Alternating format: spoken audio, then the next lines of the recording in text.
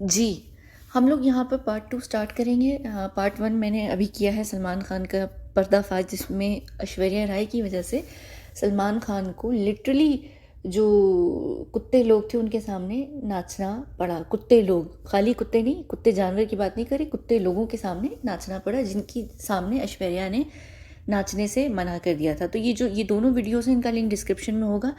Sequence में देखिएगा ताकि चीज़ें आपको समझ आती रहें। ठीक है, अब हम यहाँ चलते हैं कि देखिए, सबसे पहले जो सलमान खान थे, उनको उनके जो भाई लोग हैं, उनके ऊपर के जो लोग हैं, जो इनके फाइनेंसियर्स हैं या जो इनकी सपोर्ट है जिसके दम पे ये उछलते हैं, उन्होंने मांग की थी ऐश्वर्या राय उनकी पार्टी में आके, प्राइवेट पार्टी में आके नाचें, जिसकी वजह से सलमान खान ऐश्वर्या ने कुत्तों के सामने नाचने से मना कर दिया था। और उसके चलते ये हुआ कि सलमान खान को नाचना पड़ा बसंती बनकर, या छमक छल्लो कह लें, छमिया कह लें, कुछ भी कह लें। उसके बाद इसने ये चीज़ डिसाइड कर ली थी कि उसकी लाइफ में इतना बड़ा एक चीज़ हो गई थी, एक मर्द जो अपने आप को वैसी अल्फ़ा मैन समझता है, और वो अपने आप को एक अलग ही दुनिया का इंसान समझता है, उसकी एक अपनी ईगो भी है। वो जिस तरीके से हर्ट हुई, तो उसने उस समय पे ये डिसाइड किया था कि मैं अब एक ऐसी लड़की लेकर आऊँगा जो मुझे कभी भी इनकार ना करे।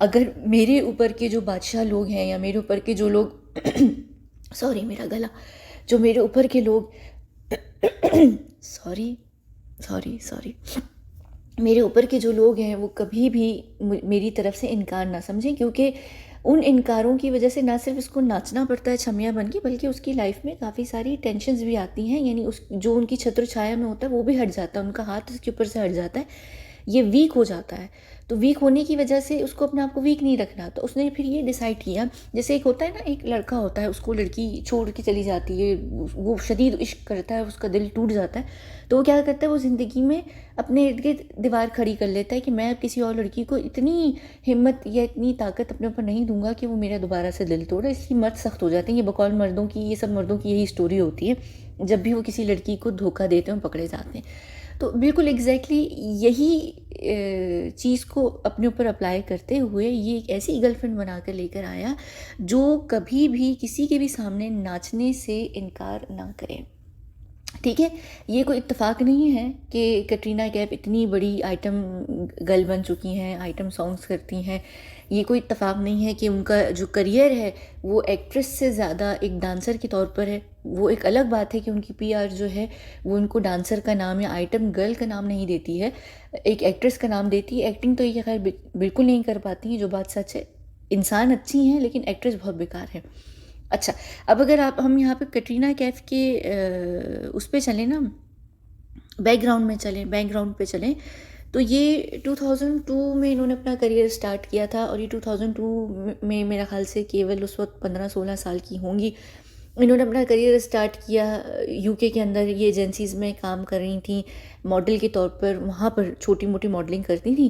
फिर इनको ये हुआ कि इनकी लाइफ इस तरीके से नहीं बन सकती, वहाँ पर एक कंपटीशन बहुत होता है, तो उस कंपटीशन से बचने के लिए इनको ये कहा गया कि तुम जो हो बॉलीवुड जाकर ट्राई करो, बॉलीवुड के लोगों से जाकर तुम मिलो, बॉलीवुड के अंदर अपना सिक्का जमाने की कोशिश करो। तुम्हारी जैसी जो गोरी चमड़ी होती है वो वहाँ पर बहुत ज़्यादा सराही जाती है, वहाँ पर लोग पागल हो जाते हैं। तो ये उस सिलसिले में निकल कर बॉलीवुड आती हैं, और ये बॉलीवुड एवं ही नहीं आई हैं, ये लंदन से इंडिया लाई गई थी। यानी लंदन से वो बॉम्बे जब लाई गई थी, तो ये एक पिम्प के द्वारा आई थी, हाई क्लास स्कॉट बनकर।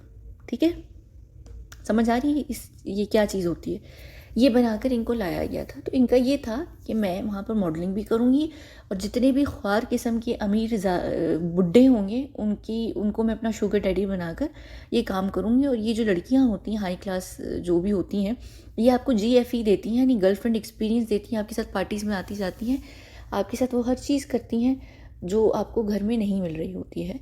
तो ये वो चीज़ होती है, ये हाई क्लास होती हैं, यानी ये हाई सोसाइटी में उठती बैठती हैं। ये अपनी हुनर तो मैं खैर नहीं कहूँगी, यानी अपनी शक्ल और अपने हुस्न की वजह से ये हाई क्लास के अंदर मूव होती हैं। उसी के चलते यहाँ पर इनको किंगफिशर वालों ने भी उस वक्त हायर कर लिया था। ये काफ़ी क्लोज हो गई थी सिद्धार्थ मालिया मुझे इनका सरनेम बोलना नहीं आता है, मालिया, मैं मालिया ही बोलूँगी, मुझे नहीं पता कि सही क्या है।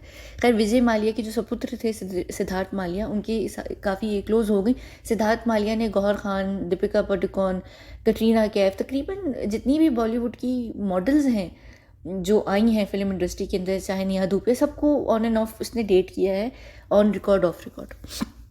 तो ये यहाँ पर से ये सिलसिला शुरू हुआ। फिर बाद में इनको सलमान खान ने किंग फिशर ही के एक रैम्प वॉक थी उसके अंदर, वहाँ पर उन्होंने इनको देख लिया था और इनको पसंद कर लिया था। जब इनकी बैकग्राउंड हिस्ट्री सलमान खान ने चेक करवाई तो सलमान खान को पता चला कि ये लड़की तो बहुत छोटा सा सपना लेकर आई थी। इसका सपना सिर्फ ये था कि वो एक मॉडल के तौर पर निकल कर आए और इंडिया से मिस इंडिया बनकर आगे जाकर वो इंडिया को इंटरनेशनल लेवल पर रिप्रेजेंट करे, ये इसका एक सपना था। तो सलमान खान ने वहीं से इसको पकड़ लिया था। और जब सलमान खान को मज़ीद और पता चला कि ये यहाँ पर आई हाई क्लास वही बनकर थी, तो इसको और फ़ायदा हो गया। इसने एक ऐसी लड़की को उठाया जो ऑलरेडी विलिंगली सब कुछ करने को तैयार थी, तो वो उसने उठाकर उसको अपनी छत्र छाया में लिया और उसको इस तरीके से एक ब्रांड बनाया। जो सलमान खान की पीआर थी वो एकदम से स्टार्ट हो गई कि यार क्या लड़की है, इतनी हसीन तरीन लड़की पूरी बॉलीवुड में नहीं दिखी। एकदम से शोर मचा था उस टाइम पर, 2004 के बिल्कुल एंड में, या शायद 4 के शायद एंड में एक शोर मचना शुरू हुआ था कि क्या लड़की है कटरीना कैफ। यानी इतना पीआर एक्टिव हो गया था कि सलमान खान का जो पूरा इनर सर्कल था, जिसमें सारे मर्द हजरात थे, संजय दत्त, गोविंदा, सैफ अली खान, उस वक्त शाहरुख खान तो खैर नहीं था इनर सर्कल में, आमिर खान, बाकी जो भी इनर सर्कल के लोग थे, वो हर जगह ये बात बार बार की जा रही थी। हम लोगों के माइंड में ये बात डाली जा रही थी कि कटरीना कैफ बहुत हसीन तरीन है, क्योंकि कटरीना कैफ मिस वर्ल्ड थी नहीं जैसे कि ऐश्वर्या राय मिस वर्ल्ड थी।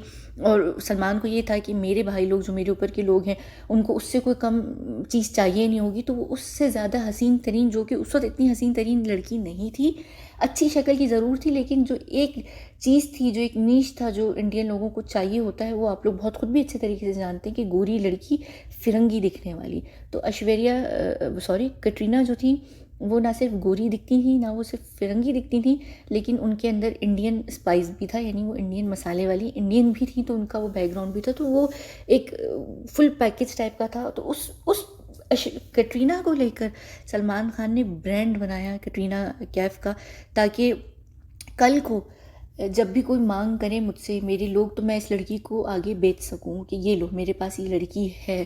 तो ये इस तरीके से काम होता है। जो ये इश्क मोहब्बत वाला ड्रामा है ना सलमान खान का, ये बहुत ही फेक तरीन है। आप लोगों को तो अंदाज़ा नहीं है कि वो बंदा किस टाइप का बंदा है। बेशक उसने 2 साल 3 साल डेट ज़रूर किया है, लेकिन अपनी मेल ईगो को और ऐश्वर्या राय को जलाने के लिए डेट किया है। और फिर कटरीना कैफ ने उसी मेल ईगो में वार कर दिया जब कटरीना ने इसको छोड़ दिया था रणबीर कपूर के लिए। तब उसके जो 14 तबक थे वो रोशन हुए, उसको समझ आई कि ओह मैं तो इसके साथ खेल रहा था और ये मेरे साथ खेल गई।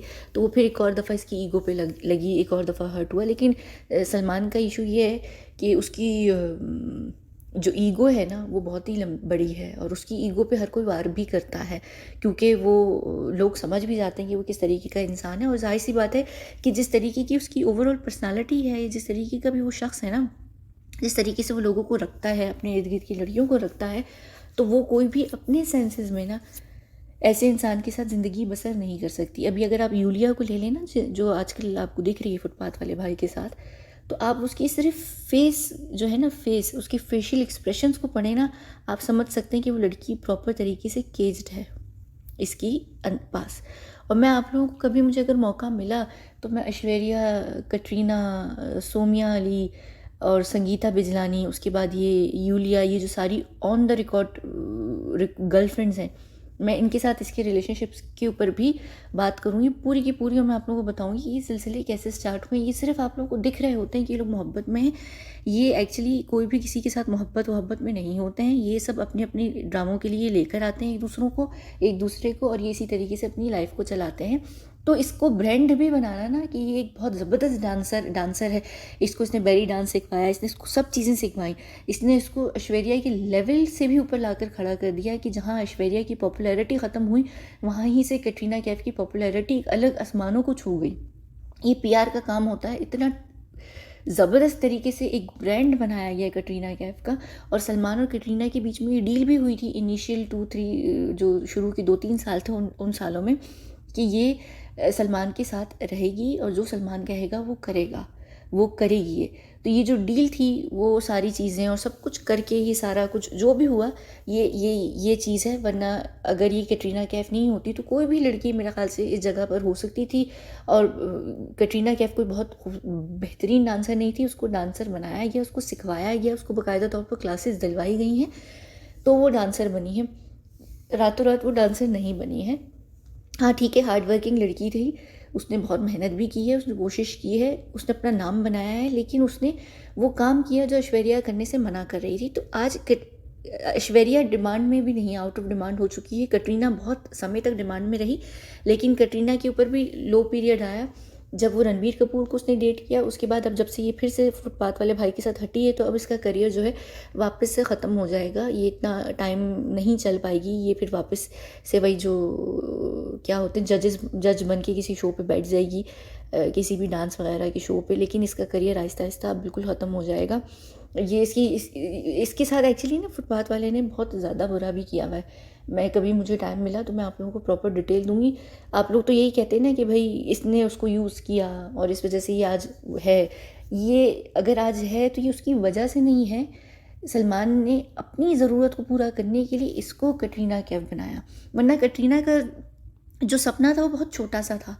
वो इंडिया आई थी और वो शुगर डैडीज़ को ढूंढ रही थी, वो हाई क्लास वही लड़की बनकर आई थी, जो हाई क्लास स्कॉट्स होती हैं वो बनकर आई थी। और वो करते करते इतना मुझे पता है कि जिस तरीके की इसकी शक्ल थी या जैसी ये थी, तो इसको बड़े बड़े लोग मिल सकते थे। विजय माल्या का बेटा सिद्धार्थ माल्या मिला, ये आगे आगे अंबानीज़ में भी जा सकती थी। इनफैक्ट इसने अंबानी के एक बेटे को डेट भी किया है सलमान की डेट करने के बाद, जिसने सलमान ने जिसका वेट लूज़ करवाया था, मुझे याद नहीं वो कौन सा वाला लड़का है। तो ये उसने उसको भी डेट किया हुआ है रणबीर से ख़त्म होने के बाद या रणबीर से पहले, मुझे याद नहीं आ रहा इस वक्त। मेरे ख्याल से ख़त्म रणबीर के बाद, हाँ रणबीर के बाद किया है डेट। तो ये बड़े बड़े लोगों को ढूंढ भी सकती थी, इसको मिल भी जाते, ये मॉडल भी बन जाती, और ये बहुत मुमकिन है कि मॉडल से मिस इंडिया भी शायद बन सकती थी। आगे जाके मिस यूनिवर्स या मिस वर्ल्ड बनती वो एक अलग बात है, लेकिन इसका जो सपना था वो पूरा हो जाता। इसको एक्ट्रेस बनना नहीं था, क्योंकि इसको ना एक्टिंग आती थी ना इसको हिंदी आती थी, और ये इंटरेस्टेड भी नहीं थी। सलमान इसको खुद घसीट कर यहाँ पर लेकर आया था, और सलमान ने खुद इसको एक्ट्रेस बनाने में जद्दोजहद इस वजह से सिर्फ इसलिए की कि वो उसको केवल आइटम गर्ल बनाकर नहीं रखना चाहता था। जैसे इसकी सलमान की अपनी भाभी जो थी मलाइका अरोड़ा, जिनकी बहन है अमृता अरोड़ा, सिर्फ मलाइका की तरह सिर्फ आइटम डांसर नहीं बनाना चाहता था, आइटम सॉन्ग की जो भी लड़की होती है। तो वो उसको एक प्रॉपर, क्योंकि यहाँ पर भी ना है फ़र्क, थोड़ा सा फ़र्क रहता है कि एक्ट्रेस का लेवल या रिस्पेक्ट अलग होती है। आइटम सॉन्ग जो होती हैं, जो करती हैं डांसेस वगैरह, उनकी जो थोड़ी सी रिस्पेक्ट होती है वो डिफरेंट होती है। तो इस वजह से वो उसको उस लेवल में लेकर आना चाहता था कि मेरे पास उतनी ही इज्जतदार लड़की है। दूसरा ये है कि वो ऐश्वर्या के मुंह पे भी थप्पड़ मारना चाहता था कि मेरे पास जो लड़की है वो डांसर नहीं, वो एक्चुअली एक्ट्रेस है, एक्ट्रेस के साथ वो डांसर है। वरना ऐश्वर्या ये कह भी सकती थी बाद में, और ऐश्वर्या के मुंह पे भी इसने बहुत सारे थप्पड़ के अलावा भी बहुत सारी चीज़ें मारी हैं। तो मैं आने वाले दिनों में अगर मुझे कभी मौका, यानी अगर मेरे पास टाइम रहा, तो मैं ज़रूर बात करूँगी कि इसके रिलेशनशिप्स किस तरीके से स्टार्ट हुए और इसने किस किस के मुंह पे क्या क्या मारने के लिए क्या क्या चीज़ें की हैं। तो ये इसने सिर्फ ऐश्वर्या को साबित करने के लिए एक ऐसी लड़की लेकर आया, और ताकि इसको आगे चलकर कभी भी ज़िंदगी में इस तरीके से किसी भी कुत्ते के सामने नाचना ना पड़े। वो एक अलग बात है कि वो नाचता है, उससे नचवाया जाता है अभी भी, अब तो खैर नहीं, लेकिन हाँ उस समय में काफ़ी दफ़ा उससे नचवाया गया, उसको नाचना पड़ा। अब वो दूसरी तरीके से नाचता है, अब उसके जो डांस का फॉर्म है वो चेंज हो चुका है, लेकिन अभी भी वो नाचेगा और वो सारी उम्र नाचेगा। बस ये है कि अब वो खुद नाचने के बजाय आगे कर देता है अपने इर्द गिर्द लड़कियों को, जो उसका एक ये जो इनर सर्कल है ना लड़कियों का, जिसमें लड़कियां घुसी रहती हैं, ये सबको भी ये अपने करीब इसलिए रखता है कि अपने करीब रखने से उनका नाम बढ़ता है। जैसे ही उनका नाम बढ़ता है तो वो फेमस होने लग जाती हैं, इर्द गिर्द न्यूज़ में आने लग जाती हैं। तो जब न्यूज़ में आने लगती हैं तो इसके जो ऊपर के लोग होते हैं, जो इसके ऊपर बैठे हुए हैं, उनको वो लड़कियां नज़र आ जाती हैं, तो वो उन लड़कियों की भी डिमांड करने लगते हैं। तो वो जितनी लड़कियां उनको सप्लाई करेगा इतना उसको फ़ायदा होगा। यानी सिर्फ लड़कियां ही सप्लाई करने से उसको फ़ायदा नहीं होता, उसको कई सारी चीज़ें वो चीज़ों का फ़ायदा होता है, या वो बहुत सारी और भी चीज़ें उनके लिए करता है। तो ये जो एक नाम है ना, ये पूरी दुनिया में ये चीज़ होती है। बड़े बड़े रॉयल्स को ले लें आप, बड़े बड़े टाइकून्स को ले लें, किसी को भी ले लें, पॉलिटिशियंस को ले लें, अक्सर वो जब अपनी दूसरी या तीसरी पत्नी लाते हैं जो बहुत यंग होती है, ये ज़्यादा हसीन होती है, तो ये बात समझ लीजिए लिख कर कि वो अपनी पत्नी को यूज़ कर रहा है बिजनेस डील्स के लिए। यहाँ पर करिश्मा कपूर से रिलेटेड एक बड़ा इनफेमस क्या कहते हैं, इनफेमस इंसिडेंट भी है, जो न्यूज़ में खुद करिश्मा कपूर ने खुद बोला था कि उनके जो पति थे उनको हनीमून पर लेकर गए थे, और हनीमून ही के दिनों में उन्होंने अपने दूसरे फ्रेंड्स के साथ उनको सुलवाया था ताकि वो बिज़नेस डील्स लेकर आ सकें। तो यहाँ पर ये जो पूरा बॉलीवुड है, इसमें ये बहुत कॉमन सी चीज़ है। चाहे हम रानी मुखर्जी को ले लें, चाहे आप विद्या बालन को ले लें, या यहाँ पर आप किसी को भी ले लें, सवाए अनुष्का शर्मा को छोड़कर तकरीबन ये सब जिन्होंने भी शादियाँ की हैं, दूसरी तीसरी पत्नियाँ बनी हैं, सोनम कपूर, फलाना कपूर, ढिमकाना, ये सब जो भी शादियाँ करती हैं बड़े बड़े अमीर लोगों से जो हाथ डालती हैं, ये वो उनसे इससे वैसी शादी नहीं करते कि वो बहुत खूबसूरत हैं या बॉलीवुड की एक्ट्रेस हैं या मॉडल हैं। वो इसलिए उनसे शादी करते हैं कि उनके बिज़नेस में उनको डील्स निकलवाने के लिए अपनी हसीन तरीन बीवी को अंदर रूम में भेजवाना पड़ता है। तो ये इस तरीके से ये सिलसिला होता है। और बॉलीवुड के जो एक्टर्स हैं ना, स्टार्स हैं, इनकी भी कोई कमी नहीं। और यहाँ पर सिर्फ सलमान खान ही नहीं, चाहे वो अमिताभ बच्चन हो, चाहे वो शाहरुख खान हो, ये सब भी इसलिए लड़कियों को डेट करते हैं कि वो आगे अपनी बीवियों को, शाहरुख खान तो की बीवी की तो कोई डिमांड करेगा भी नहीं क्योंकि वो है ही नहीं, लेकिन शाहरुख खान ने भी जो आगे पीछे लड़कियों को डेट किया, चाहे वो दीपिका पादुकोण हो, चाहे वो प्रियंका चोपड़ा हो, ये सबको इनका करने का यही रीज़न होता है कि ये उनको ले जाकर हाई क्लास एस्कॉर्ट बनाकर आगे अपने जो बड़े बड़े लोग हैं उनको दे सकें।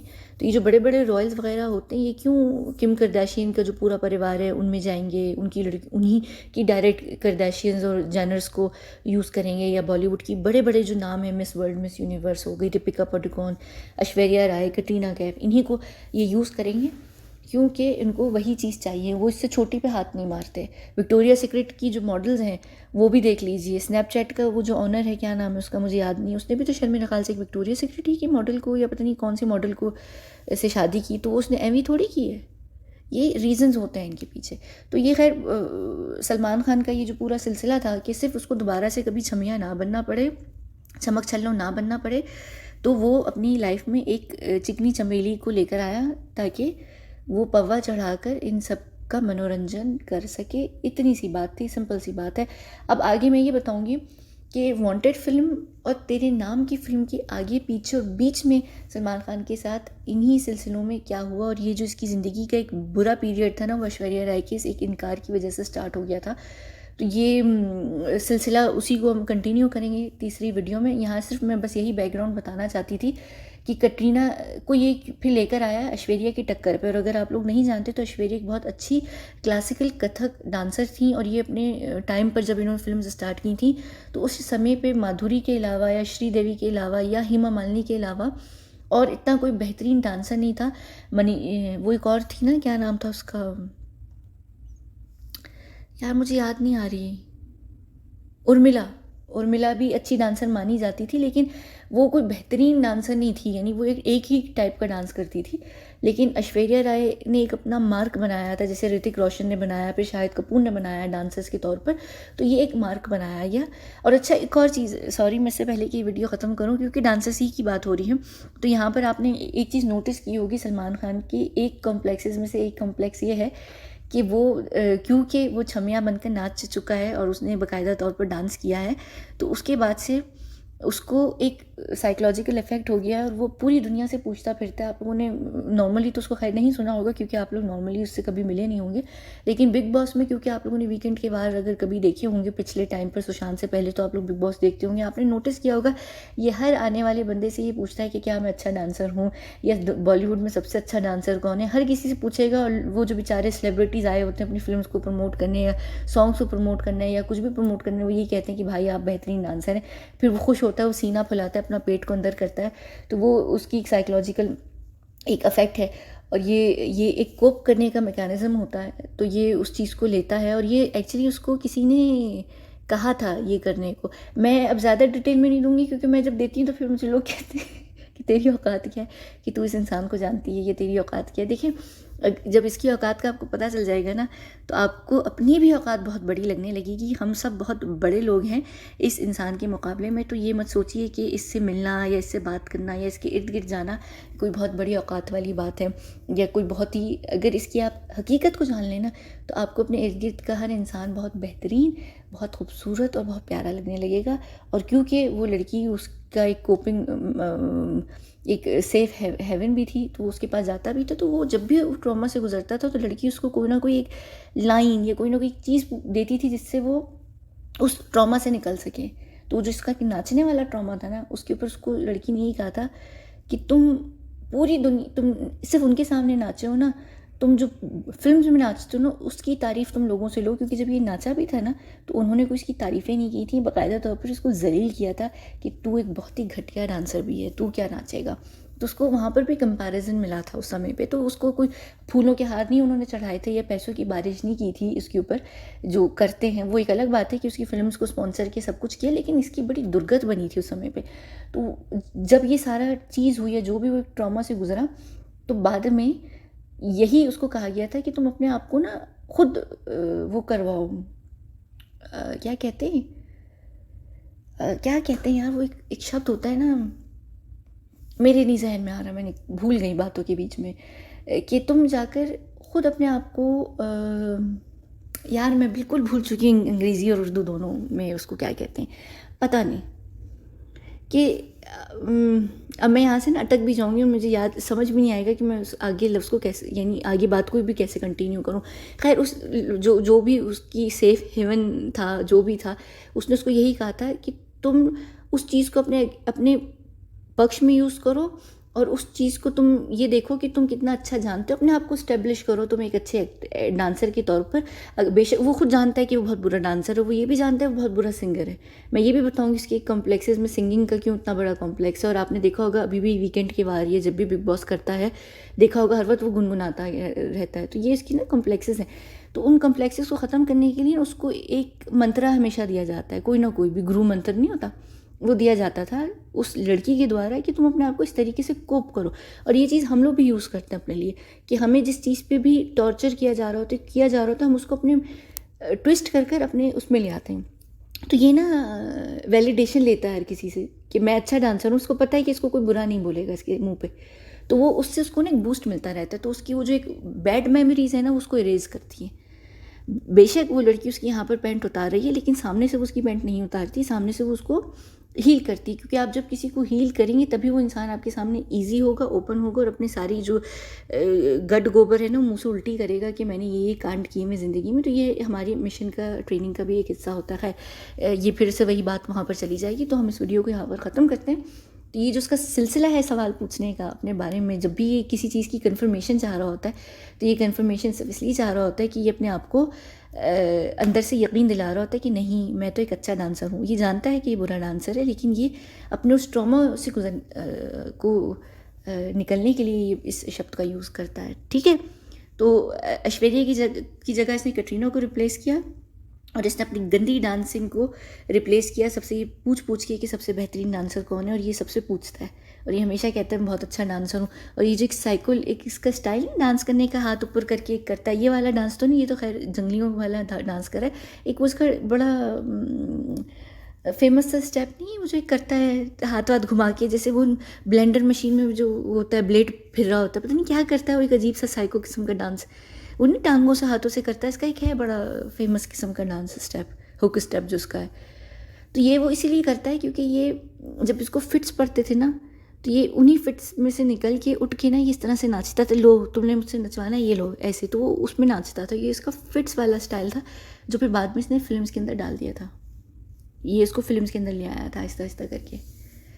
हर उस चीज़ से कोप करने के लिए ना उसने अपनी हर बुरी चीज़ को यहाँ पर लेकर आया है कि वो उस चीज़ को पॉजिटिव बनाने लग गया, ताकि उसकी याद पॉजिटिव जुड़ जाए उस चीज़ से, उस डांस से या उन बातों से, और वो नेगेटिव चीज़ें जो हैं वो उसकी लाइफ से निकल जाएं। तो ये होता है तरीका चीज़ों को कोप करने का। ठीक है, हम वीडियो को बंद करते हैं, मिलते हैं हम अगली वीडियो में जहाँ पर वांटेड और तेरे नाम के ऊपर बात होगी और मैं वहाँ अच्छे तरीके से डिस्कस करूँगी कि क्या चीज़ हो सकती है। ये एक्चुअली तुनीशिया की 2002 की है ये तस्वीर, अगर मैं ये गलत नहीं हूँ, नेहा धूपिया, कटरीना कैफ। और ये किसकी है, ये अनिल कपूर की भाभी है शायद ये वाली। कहाँ गई, अबे मेरा ये रहा ये, अगर मैं गलत नहीं हूँ तो ये शायद अनिल कपूर की भाभी है। ठीक है, ये शायद मिसेस वर्ल्ड भी थी। अच्छा खैर, चली गई नाराज़ होके। चलें ठीक है, बंद करते हैं वीडियो को, मिलते हैं हम अगली वीडियो में। आय हाय।